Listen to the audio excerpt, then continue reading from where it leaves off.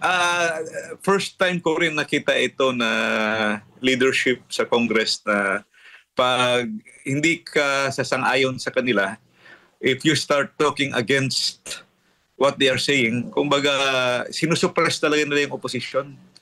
Tatanggalan ka ng...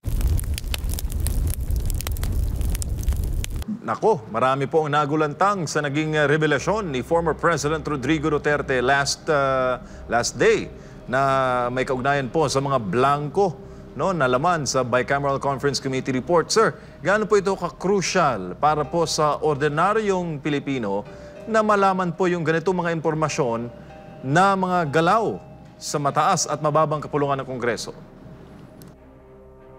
Importante kasi yung Bicameral Conference Committee report. Kasi yung dalawang houses natin sa Kongreso, may upper house at lower house, yung Senado at saka yung Kongreso natin, nagpapasa yun ng batas, di ba? Nagpapasa yung budget. First, second, third reading, parehong merong ganun na proseso. Pagdating sa dulo, iba yung kalalabasan ng figures ng budget. So dahil magkaiba yung figures na makita ng batas na ginawa ng Senado at batas ng lower house sa Kongreso, so kailangan mag-meet. Ang tawag yan, Bicameral Conference Committee. So nag-identify yung Speaker at saka yung Senate President na mag-compose ng mga tao na uupo sa Bicameral Conference Committee para i-reconcile or i-harmonize yung dalawang version. So kung ano yung kalalabasan ng Bicameral Conference Committee, pagka-approve niyan, pipirmahan nilang lahat. At saka after mapirmahan, iparatify sa Kongreso. Ang question ngayon, habang tinitingnan ko yung budget, at saka bumalik ako sa tingnan ko yung Bicameral Conference Committee report which was sent to us through email. Pag tingin ko, nakita ko na yung mga blanco sa 11th page, SP 11. So na-shock ako, tinignan ko na lahat. Actually, all in all, there are 13 pages, total of 28 blank items which will amount to billions of pesos. Ang tanong kung bakit ito napirmahan, kasi official copy naman talaga yon yung napirmahan. Merong talaga yung Bicam report yan na pirmado na mga lumabas dyan. Bakit napirmahan na maraming blanco at bakit naratipkahan na maraming blanco? So, yung sinasabi nila na GAA kompleto, yes, kompleto ang GAA. Ang tanong, saan nyo gibase yung GAA? Kasi kung may blanco ka sa Bicam report, paano nagiging may figures na doon sa GAA? Kasi yung pinaka-last na procedure mo dyan sa legislation, yung ratification ng Bicameral Conference Committee. Pag na-approve na yung Bicameral Conference Committee report, stop na yung legislative process. So gagawin na yung enrolled bill, pasa na sa Presidente for approval, for signature. So sino at kung paano nalagyan ng figures na blanco naman yon. So I think that is the question that should be answered by the members. Huwag naman yung GAA ang isagot kasi yung GAA na kumpleto nga eh. Yun nga ang tanong kung bakit saan nyo kinuha yung figure sa GAA kasi lahat ng figure sa GAA galing talaga yan sa Bicameral Conference Committee. So yun, MJ. So lumalabas, sir, na napuna na po sa GAA, meaning ang Presidente ang nag-finalize. Di ba po ang veto powers ng Presidente, magbawas lang, hindi siya pwedeng mag-add. Kung walang laman po yung mga ibang bahagi o ilang parte ng Bicam report, meaning may mga pagkakamaling nangyari. Kong, Chairman.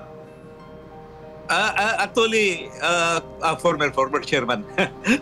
Actually, we cannot yet identify right now kung sino ang nagdagdag.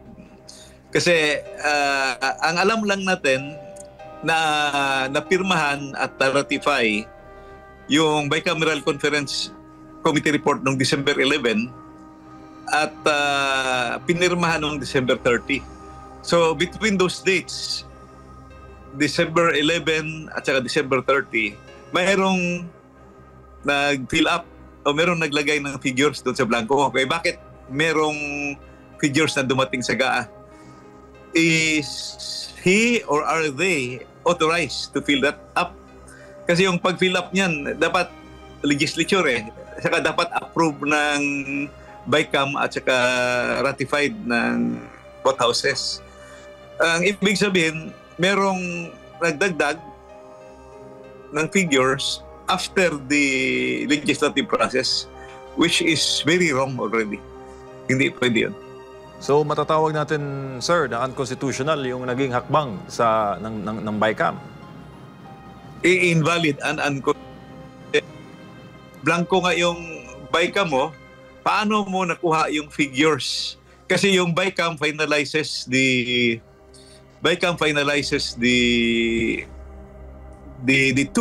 two versions, House at saka Senate. So magiging isa na lang yon.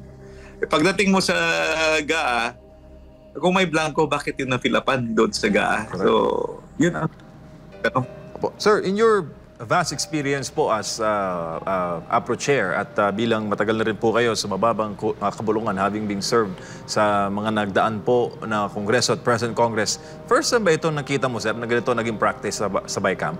Na ganun yung naging resulta ng BICAM report?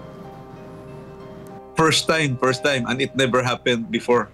Actually, twice ako naging chairman ng appropriations. 4 na budget yung aking napasa noon. So, naging head din ako ng Bicameral Conference Committee.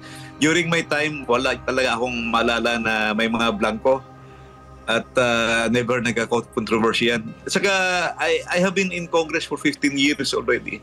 Wala akong ma-remember na may mga pinadala sa amin na may mga blanco. Ito lang talaga yung ngayon nangyari na may blank items yung Bicameral Conference Committee. Sir, compare lang natin, sir, sa panahon mo as chairman. Ano bang naging practice niyo sa BICAM para po maiwasan yung ganitong issue and to instill transparency? Kasi hindi po biro ang trabaho po ninyo sa APRO at sa Senate Committee on Finance. Pera po ng bayan ito, hindi lang po by the millions, by the billions, by the trillions po pinag-uusapan. Sir? Actually, ang ginagawa ko noon during my time, nami-meeting kami ng aking panel, no? Yung mga members ng House panel. Sila naman sa Senate, nagmi-meeting sila. Tapos magmi-meeting yung dalawang chairman. The safest way na ginawa namin noon is yung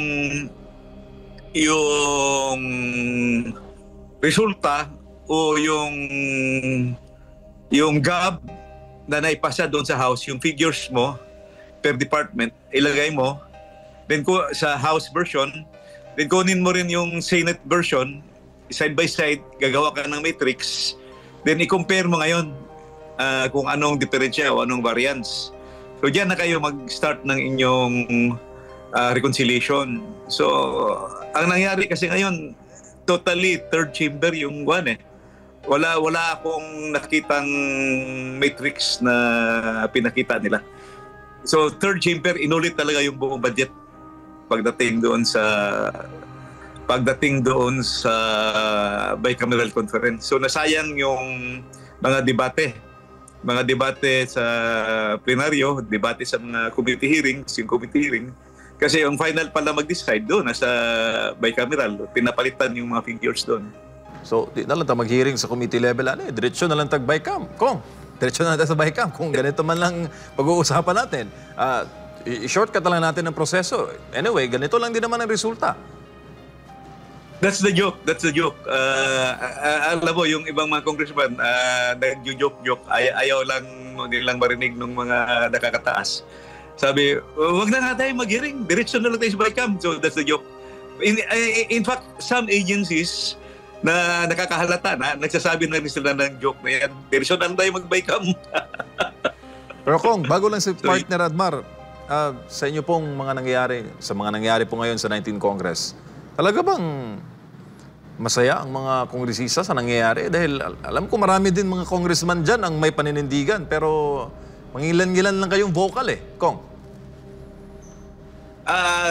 First time ko rin nakita ito na leadership sa Congress na pag hindi ka sasang-ayon sa kanila, if you start talking against what they are saying, kumbaga sinusuppress talaga nila yung opposition.